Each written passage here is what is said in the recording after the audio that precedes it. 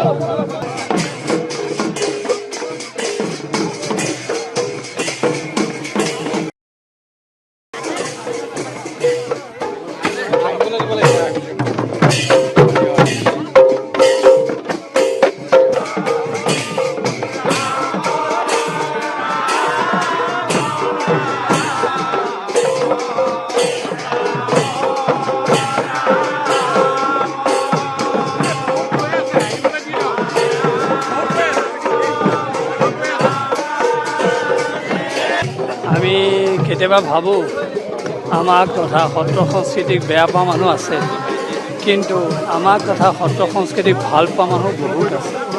তাৰ উদাহৰণ আজি মাজুলীবাসী ৰাইজৰ এই মৰম স্নেহ শ্ৰদ্ধাযুক্ত সম্ভাষণ।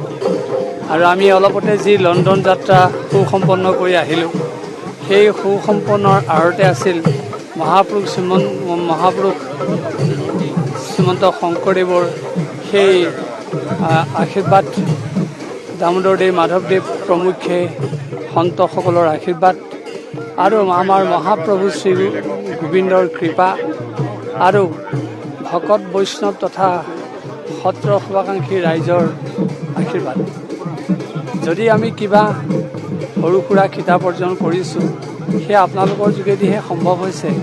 আৰু সেই কিতাপ আচলতে আপোনালোকৰ, আমি মহাসমুদ্ৰৰ মাজৰ বিন্দুস্বৰূপ, আৰু আপোনালোকৰ কাৰণেই আচলতে আমি এনে কাৰ্য কৰাৰ আমি সুযোগ লাভ কৰিছিলোঁ। সেয়ে আপোনালোকৰ আজি এই স্নেহ মৰম তথা শ্ৰদ্ধাযুক্ত সম্ভাষণে আমাক আকৌ আনমনা কৰি তুলিছে।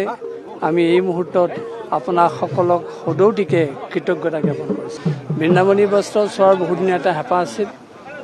আমাৰ মাননীয় মুখ্যমন্ত্ৰী ডক্টৰ হিমন্ত বিশ্ব শৰ্মাৰ সৌজন্যত আমি সেই সুযোগ লাভ কৰিলোঁ। কাৰণ 2024 চনতো গৈছোঁ, তেতিয়া আমি চোৱাৰ প্ৰয়াস কৰিছিলোঁ, কিন্তু সেই আমি প্ৰয়াসত সফল নহ'লোঁ। কাৰণ সেইখন চাবলৈ হ'লে 3 মাহৰ আগতে নিয়ম নীতি পালন কৰিব লাগে, কিন্তু এইবাৰ সহজেই হ'ল মুখ্যমন্ত্ৰীৰ কাৰণে। আৰু তাৰ লগতে আমি আশাবিলাখিনিও চোৱাৰ সুযোগ লাভ কৰিলোঁ। মাননীয় মুখ্যমন্ত্ৰীৰ লগতে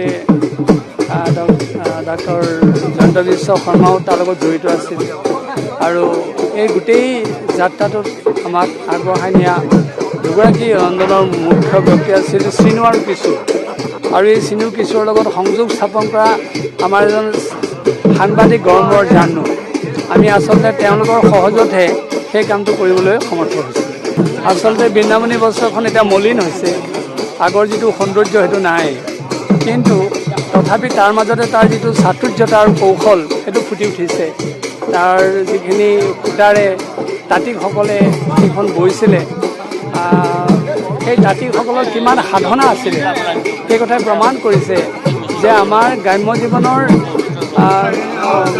শিল্পীসকল কোনো গুণে উচ্চ শিল্পীসকলৰ তুলনাত নগণ্য নহয়। তেওঁলোকৰ সেই প্ৰতিভা তাত পৰিস্ফুট হৈছে। আৰু মহাপুৰুষ শ্ৰীমন্ত শংকৰদেৱ গুৰুজনাই নিজে সেই বয়ন কামত আগবাঢ়িছিলে আৰু মাধৱদেৱেও সহযোগ কৰিছিলে। আৰু এদিন মাধৱদেৱে দুৱাঙুল শংকৰদেৱতকৈ বেছিকৈ বোৱাৰ কাৰণে তেওঁ সেইদিনাৰ পৰা বৰহাৰপুৰ বুলি আখ্যা দিছিল। গতিকে এই গোটেইখিনি কথা সেইদিনাখন আমাৰ মনত পৰিছে।